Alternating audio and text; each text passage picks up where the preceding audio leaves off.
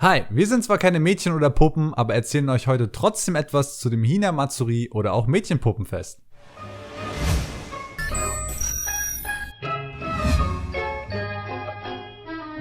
Das Hina-Matsuri ist ein saisonales Fest am 3. März und wird auch oft Momo no Sekku genannt, an dem Mädchen und Frauen gemeinsam für gute Gesundheit und Zufriedenheit beten.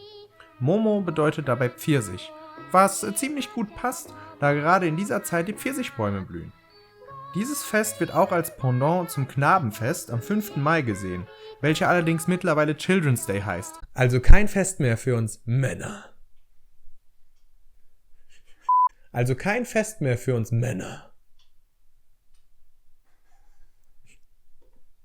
Doch im Gegensatz zum Children's Day ist das Hina-Matsuri kein Feiertag. Als Zeichen für Glück werden verschiedenste Obstsorten gegessen. Doch natürlich gibt es auch an diesem Tag wieder viel mehr traditionelle Speisen. Neben Mochi, Muschelsuppe und Sushi gibt es auch Hina-Arare.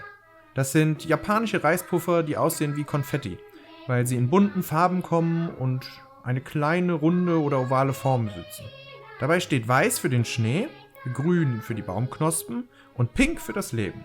Dazu wird Amazake oder Shirosake getrunken, was beides süße Getränke aus fermentiertem Reis sind, wobei Amazake ein nahezu alkoholfreies Getränk ist, sodass dies auch junge Mädchen trinken können. Doch was macht das Fest so besonders? Oder geht's nur ums Essen?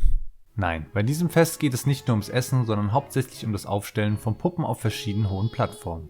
Das ursprüngliche Konzept stammt aus der Heian-Periode, wo laut einer Erzählung einer der Urgründer Japans sich selbst im Fluss reinigte. Dies soll er am 3. Tag des 3. Monats gemacht haben und dabei schmiss er Puppen in den Fluss. Dieses Ritual wurde zwar im Onin-Krieg offiziell beendet, aber dennoch praktizieren ihn einige Menschen und führten das Konzept sogar fort. Schnell war der Brauch, dass Strumpfpuppen auf einem kleinen Boot ausgesetzt werden sollen, um die bösen Geister wegzutragen und um sie im Meer verschwinden zu lassen. Diese Tradition wird heutzutage Nagashibina genannt und wird ebenfalls im Hina-Matsuri praktiziert. Doch das heutige Fest entstand wohl Anfang des 17. Jahrhunderts, als die Tochter des damaligen Kaisers Go-Mitsuno so gerne mit Puppen spielte, dass sie dieses Fest einführte, nachdem sie seine Nachfolgerin wurde. Doch was hat es mit der Aufstellung dieser Puppen auf sich? Im Haushalt mit Mädchen oder Frauen werden auf erhöhten Plattformen, die mit rotem Teppich ausgelegt sind, sogenannte Hinadan, Puppen in historischen Kostümen präsentiert. Fun Fact: Diese Plattformen wurden eingeführt, damit die Kinder die teuren Puppen von berühmten Puppenmachern nicht kaputt machen.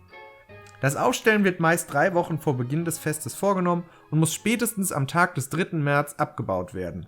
Ansonsten droht den Mädchen aus dem Haushalt großes Unglück bei der Suche nach einem Ehemann. Das Aussehen der Kostüme ist an die damalige Hofmode angelehnt. Obina sind die männlichen Puppen und Mebina die weiblichen. Die Anzahl der Puppen variiert, je nach verfügbarem Budget des jeweiligen Haushalts. Denn das Arrangement und die Puppen sind sehr kostspielig und können sogar bis zu mehrere tausend Euro kosten. Deshalb wird dieses Fest auch als kleiner Wettkampf zwischen den Haushältern gesehen. Denn desto reicher eine Familie ist, desto eher können sie sich aufwendige und große Puppen leisten. Außerdem wird das Ganze noch mit saisonalen Blumen wie den Pfirsichblumen und Arare dekoriert und kann optional mit Paravents, Futons, Lampen, Teesets und so weiter aufgewertet werden. Also der Fantasie sind hier keine Grenzen gesetzt. Doch kommen wir nun zu der Aufstellung der Puppen. Für den Hinadan gibt es unterschiedliche Anordnungsformen der Puppen. Ja, wer hätte das gedacht? Die Anordnungen sind nach der jeweiligen Region benannt. Traditionell ist eher das Kansai-Arrangement, bei dem der Kaiser auf der rechten und die Kaiserin auf der linken Seite stehen. Bei der etwas moderneren Kanto-Anordnung ist dies genau andersherum. Doch die jeweilige Kostümierung ändert sich nicht. Die erste und oberste Stufe ist nun also besetzt für den Kaiser und die Kaiserin und wird optional viel beschmückt. Auf der zweiten Stufe stehen 3 Hofdamen, die dem Kaiserpaar Sake servieren und dabei entsprechende Utensilien halten.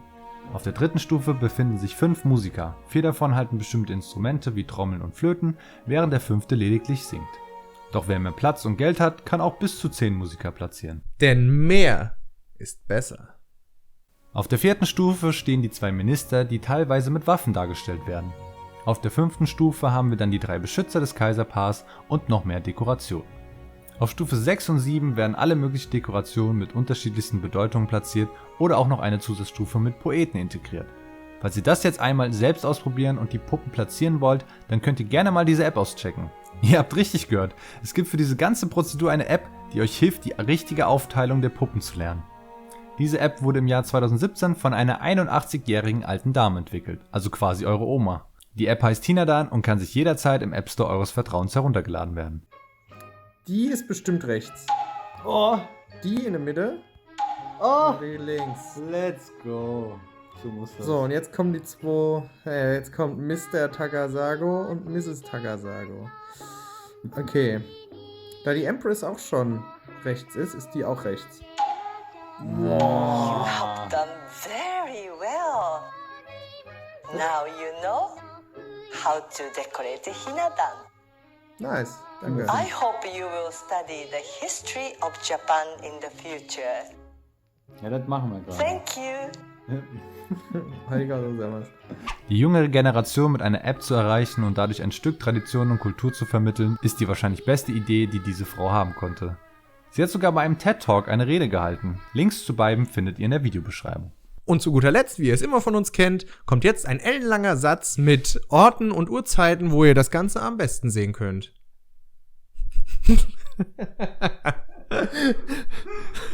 Und zu guter Letzt empfehlen wir euch wieder eine Region, wo ihr das ganze Spektakel am besten sehen könnt. Und zwar in Chiba gibt es jährlich das Katsura Big Hina Matsuri Event, bei dem um die 30.000 Puppen in der Öffentlichkeit ausgestellt werden. Und während üblicherweise die Podeste 5 bis 7 Stufen umfassen, sind es hier bis zu 60 Stufen, auf denen rund 1800 Puppen präsentiert werden.